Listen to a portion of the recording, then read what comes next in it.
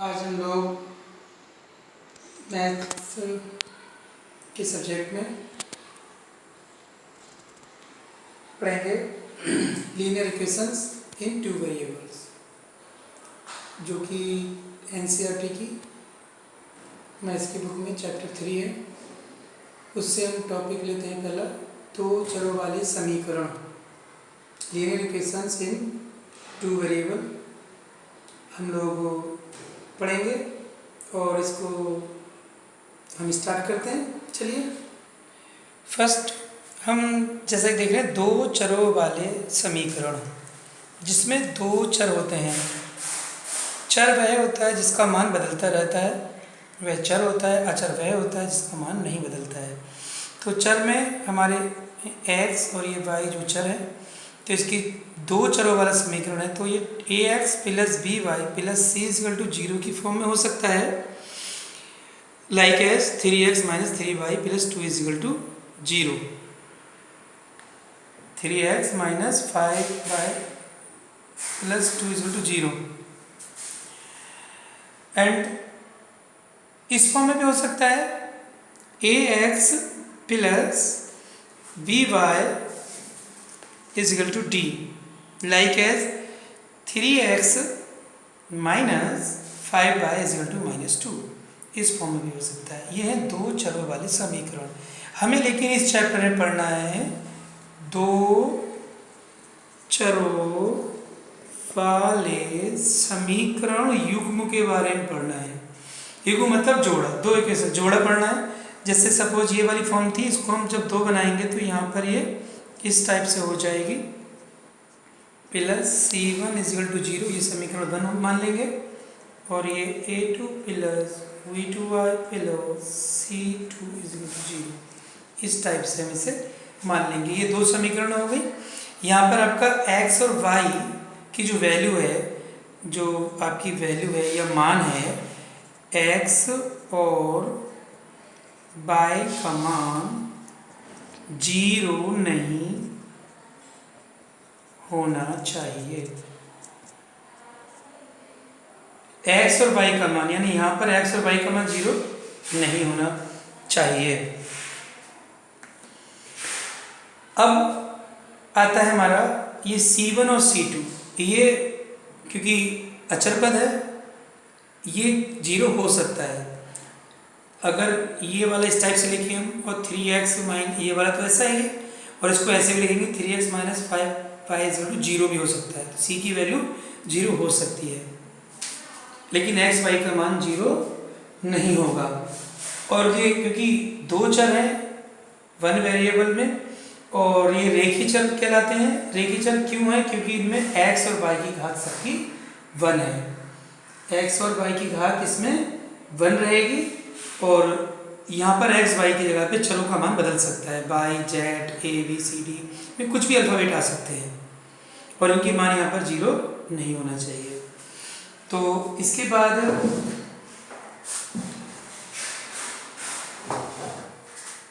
सबसे पहले जो आएगा इसमें ग्राफीय निरूपण आएगा।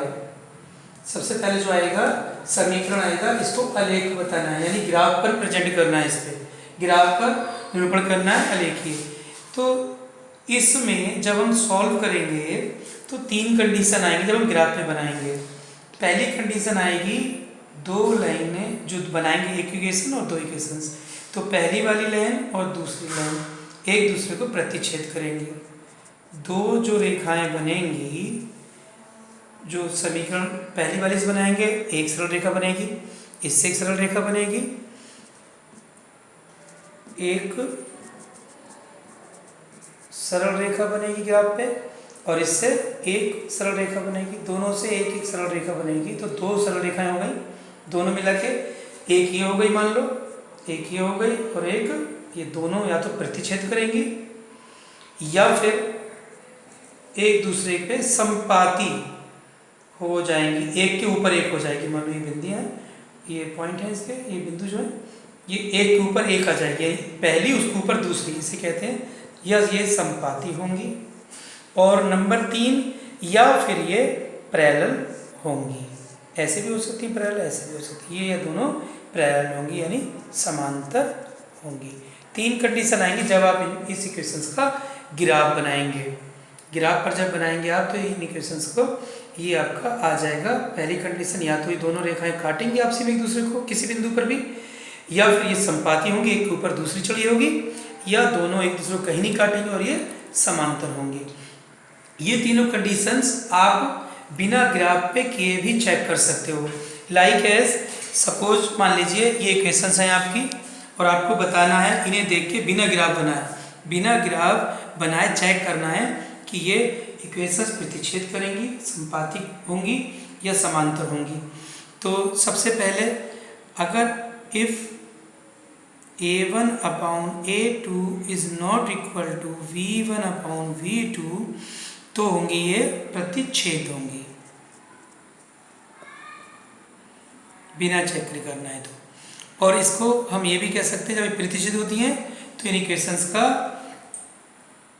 जो आंसर होता है वो यूनिक होता है, यानी कि अद्वितीय हल होता है इनका। इन समीकरणों का हल अद्वितीय होगा। समीकरणों का हल अद्वितीय हल होगा इन समीकरणों का, अगर ये कंडीशन आती है तो।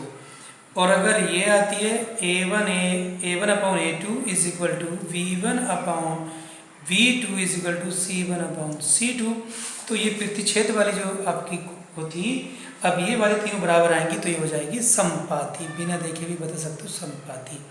और इनमें समीकरणों का जो हल होगा वो होगा अनंत, अनेक हल होंगे। समीकरण के अनेक हल होंगे, मैनी सॉल्यूशंस होंगे। इसमें अद्वितीय हल होंगे, एक्स वाई के 2 आंसर आएंगे बस, और कोई दूसरा आंसर नहीं आ सकता। इसमें बहुत सारे आंसर आ सकते हैं। और तीसरी कंडीशन आपकी होगी a1 upon a2 is equal to b1 upon v2 is not equal to c1 upon c2। ये कंडीशन होगी तो जो रेखाएं हैं हमारी वो समांतर होंगी। हम बिना देखे बता सकते हैं कि इनकी रेखा समांतर होंगी समीकरणों की, या फिर समीकरण के जो हल हैं हमारे जो समीकरण के वो असंगत हल होंगे, असंगत हल होंगे, यानी उनके आंसर ही नहीं होंगे, कोई उनका आंसर ही नहीं मिलेगा। असंगत हल है इसलिए हम उन्हें सॉल्व नहीं करेंगे इस वाली समीकरण को।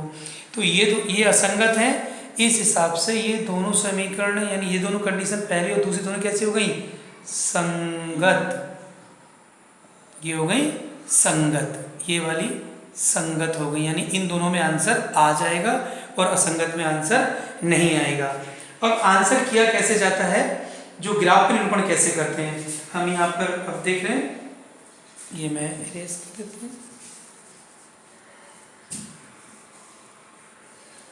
हूँ। सपोज मान लीजिए the two equations given this here, यानी दो समीकरणें आपको दी हुई हैं 3x plus y minus y is equal to 0 and 2x minus y minus 5 is equal to 0। तो इसमें सबसे पहले हम लेंगे पहली समीकरण 3x plus y minus 5 is equal to 0। जो नंबर है कोई भी एक वेरिएबल यहाँ रखेंगे, बाकी सबको उधर ले जाएंगे। तो हम 3x प्लस दिस वन, ये 5 इधर हो गया, और ये y लेके जाएं तो 5 माइनस 3x हो गया। एक कोई भी जो आपको आसान लगे ऐसा बना लेंगे और फिर इसकी वैल्यू लगाएंगे। पहली समीकरण लेने पर या पहली समीकरण में आप लिखो चाहे मत लिखो, ठीक है। तो हमने पहली समीकरण ले ली, ये नहीं भी लिख सकते हैं। ये पहली समीकरण ले ली हमने, अभी आ गया। अब हम इसके यहाँ पर कम से कम 2 या 3 वैल्यूज आप निकाल लें। 2 से भी आपका आंसर आ जाएगा और आप 3 वैल्यू भी निकाल सकते हो इसकी चाहो तो, और 2 से भी आंसर आ जाएगा। सपोज मान लीजिए y की वैल्यू रखी है आपने, x से यहाँ पर रख लीजिए और y आप यहाँ पर रख लीजिए। y इज इक्वल टू जो वैल्यू होगी वो ये होगी। तो x की आप मैनी वैल्यू रखेंगे, जो वैल्यू इसमें आंसर आ जाएगा वो वाला आप इसमें रख देंगे। सपोज मान लीजिए y की वैल्यू हमने 0 मान ली, सॉरी x की वैल्यू, तो x की वैल्यू माना x बराबर 0 है, तो y इज इक्वल टू हो जाएगा 5 minus 3 is equal to 0। 5 minus 0 बराबर 5। ये अगर हम 0 लेते हैं तो ये आ जाएगी हमारी, x अगर 0 लेते हैं, x अगर 0 लेते हैं तो y की वैल्यू आ जाएगी 5। इस तरह से माना x बराबर अगर हम 1 ले लें तो y इज इक्वल टू हो जाएगा 5 3 माइनस 2 बच जाएगा ये।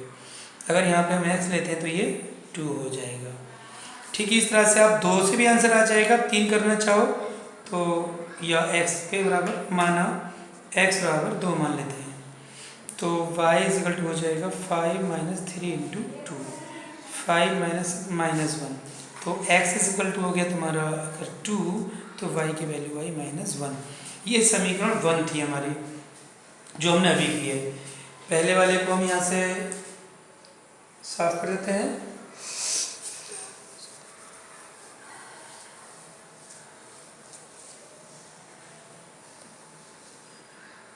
अब ये जो वैल्यू आई है हमारी एक समीकरण की वैल्यू आ गई। इसी तरह से दूसरी समीकरण की वैल्यू आप निकालेंगे। अब इससे जब 2 समीकरण निकाल लोगे आप तो मैं पहली समीकरण को एक्सप्लेन कर देता हूँ, फिर आप बनाओगे इनके निर्देशांक जो होते हैं आपके जो चतुर्थांक होते हैं ग्राफ पेपर। सबसे पहले आपको ग्राफ पेपर आना चाहिए। जैसे ये ग्राफ पेपर है होगा आपका, उसमें पॉइंट होंगे, ये x हो गया, ये x, ये y और ये 5 ये O हो गया जो ओरिजिन होता है। तो यहाँ पे आप इसे प्रेजेंट कर लेंगे। जो इधर साइड के होंगे इस टाइप से करते जाएंगे आप, इस टाइप से कर लेंगे इनको, ऐसे इधर कर लेंगे इक्वल डिस्टेंस से। ग्राफ पेपर में आपके ग्राफ पहले से बने होते हैं। यहाँ पे 1 2 3 4 5 6 लिख लीजिए। इसी तरह से यहाँ पर कर लीजिए, इस टाइप से कर लीजिए। -1 1 2 3 4 5 कर लीजिए। ये -1 -2 ऐसे माइनस कर लीजिए। ठीक इसी तरह से इधर भी आप कर लीजिए -1 -2 -3 -4 -5 इस टाइप से आप लिख लीजिए। ये x एक्सिस हो गया और ये y एक्सिस हो गया।